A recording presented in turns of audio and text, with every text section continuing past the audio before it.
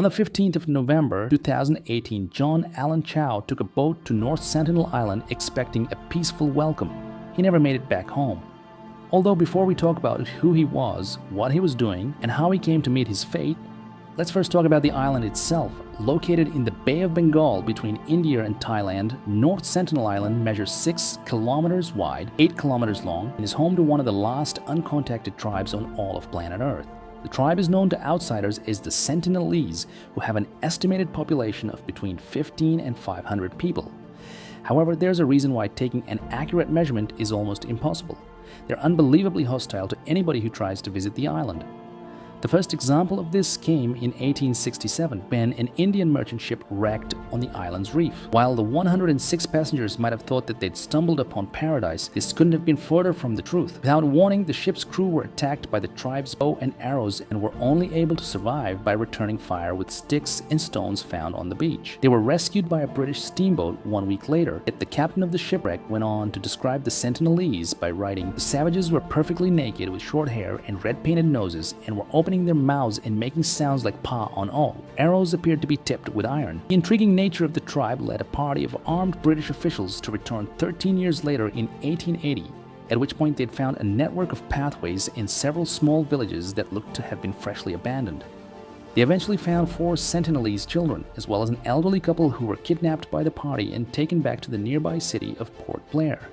However, their stay didn't last very long, as all 6 Sentinelese sickened rapidly, and the old man and his wife died. So the 4 children were sent back to their home with quantities of presents. 16 years after this, a Hindu convict escaped on a makeshift raft from the adjacent Great Andaman Island, only to wash up 50 kilometers west in the worst place imaginable, North Sentinel. The search party found his body lying on the beach pierced with iron arrows, with his death sending a clear enough message for nobody to return to the island for almost 80 years. However, in 1974, a film crew shooting a documentary called Man in Search of Man landed on the island to leave gifts. We came at last to what is known as the North Sentinel Island. Although some expeditions had landed here, the Sentinelese had never been sighted. We left gifts of coconuts, knives, lengths of cloth, a pig. After which the Sentinelese were caught on camera for the very first time. What are those moving shapes? Are they human?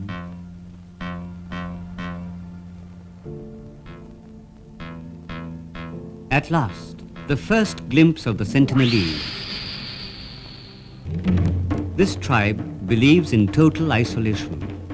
It will not tolerate a stranger. As is obvious in the footage, the tribe had no interest in making friends and rather buried half of the gifts they'd been given before shooting arrows toward the film crew. A member of our film unit was wounded by one of the many arrows, each 2.5 meters long. He will carry this scar till his death. If on Google Maps you zoom into the coastline on the island's northwest corner, you'll find a different boat which now acts as a permanent reminder of North Sentinel's hostility and unrecoverability. The ship, going by the name of the MV Primrose, had been transporting farming supplies to Australia before it wrecked on the unfortunate location in 1981. The ship's passengers were incredibly lucky because at the time this entire area was underwater, keeping them at a safe distance while they organized their rescue.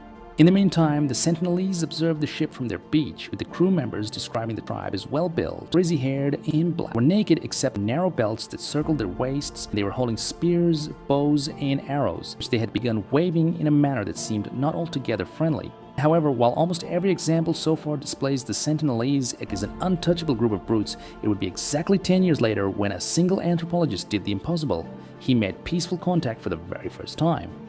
Tien Pandit had been dropping gifts and coconuts to the island every 1 or 2 months since 1967. Although for the first 24 years of doing so, the Sentinelese maintained their hostility.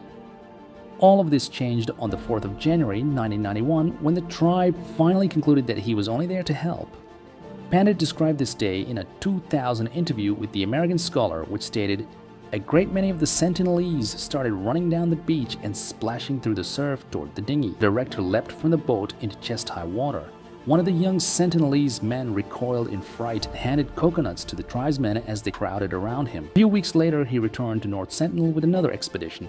This time, several Sentinelese men went so far as to climb into the dinghy and grab entire sacks of coconuts. Pandit was alone in the water with a group of Sentinelese. One of the young tribesmen looked at him, scowled, pulled out an iron-bladed knife, and made a gesture, Pandit says, like he was gonna cut out his heart. Maybe he thought he was planning to stay on the island, but the dinghy quickly returned to pick Pandit up. He would return to North Sentinel several more times before retiring from the anthropological survey in 1992. The interaction showed that peaceful contact with the tribe was possible, although only after a significant period of trust building. And even after T and Pandit's unique interaction, the Sentinelese retained their hostility toward any unfamiliar outsider. For example, after the 2004 Indian Ocean earthquake caused the worst tsunami in recorded human history right next to North Sentinel Island, a helicopter was sent out to see if the tribe had survived from such a catastrophic event. Well, not only were the Sentinelese somehow doing just fine, but their response to the help offered by the Indian government was to throw spears, arrows, and rocks toward the helicopter. 2 years later, in 2006, two men aged 48 and 52 were fishing for mud crabs near the island. However, the pair got so drunk that while sleeping, the anchor of the boat, which was a rock tied to a rope, fell apart and drifted the men toward North Sentinel. The following morning, fellow fishermen said they tried to shout at the men and warn them that they were in danger. However, they did not respond. They were probably drunk, and the boat drifted into the shallows where they were attacked and killed. A government helicopter was sent to recover the bodies. However, given the tribe's hostility, all they were able to get was this photo, after which a 5.6-kilometer exclusion zone was enforced by the Indian government, making it illegal for anybody to visit the island. This, in combination with every other example so far, paints a very simple picture. Do not visit North Sentinel Island under any circumstances. However, unfortunately, John Allen Chau never got the message.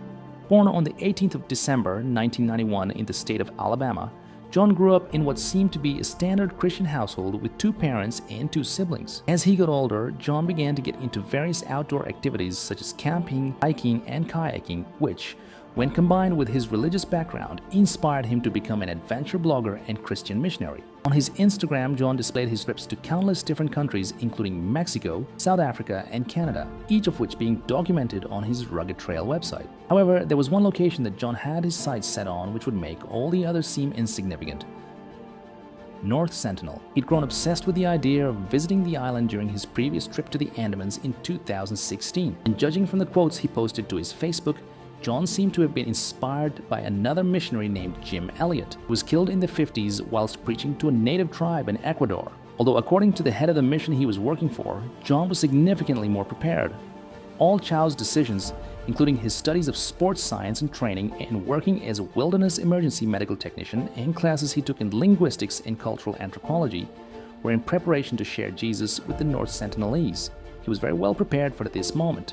On the 21st of October 2018, John posted this image to social media showing that he was back in the nearby city of Fort Blair, where, unbeknownst to his family, he was planning his trip to what he called Satan's last stronghold, aka North Sentinel Island. On the 15th of November 2018, only 25 days after landing back in the Andamans, John began a journal to document his trip to North Sentinel, with his first entry stating that a group of fishermen had agreed to take him to the island illegally. I met last night with the fishermen who were all believers and agreed to drop me off.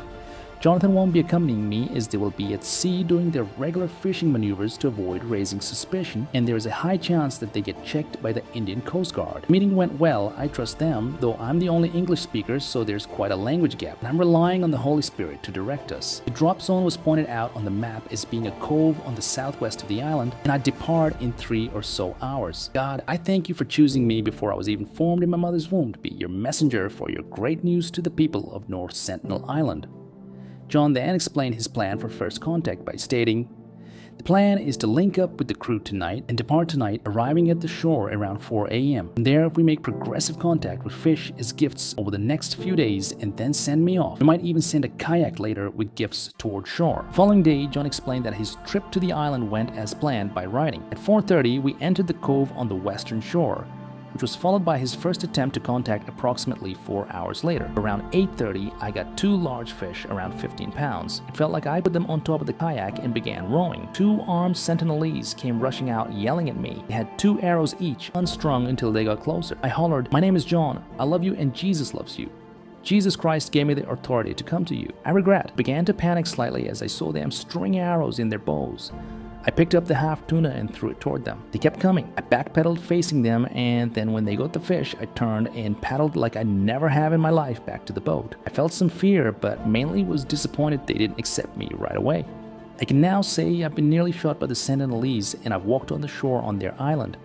Now I'm resting on the boat and will try again later. John escaped his first encounter unharmed. However, as mentioned in the previous entry, they planned on returning for a second encounter, which miraculously he'd survived once again.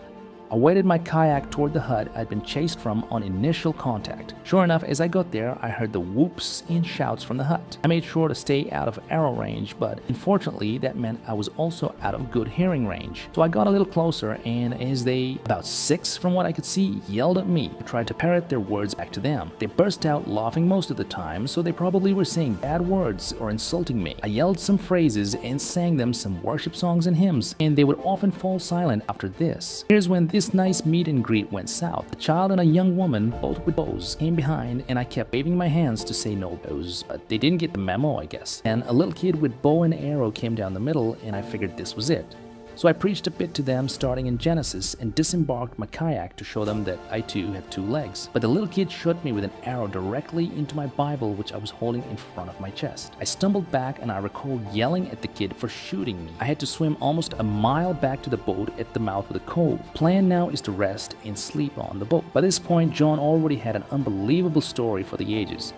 He'd gone to the island, survived his first day, returned on a second day, was shot by the Sentinelese point blank, but lived to tell the tale after the pages in his Bible decided to spare his life. However, as the journal entries continued, it became obvious that John was happy for his legacy to be the guy who died trying to preach his religion to the tribe. Lord, let your will be done. If you want me to get actually shot or even killed with an arrow, then so be it. I think I could be more useful alive though. But to you, God, I give all the glory of whatever happens. I don't want to die. Would it be wiser to leave and let someone else continue? No, I don't think so. I still could make it back to the US somehow, as it almost seems like certain death to stay here. Yeah, there is evidence of change in just 2 encounters in a single day, as we'll try again tomorrow.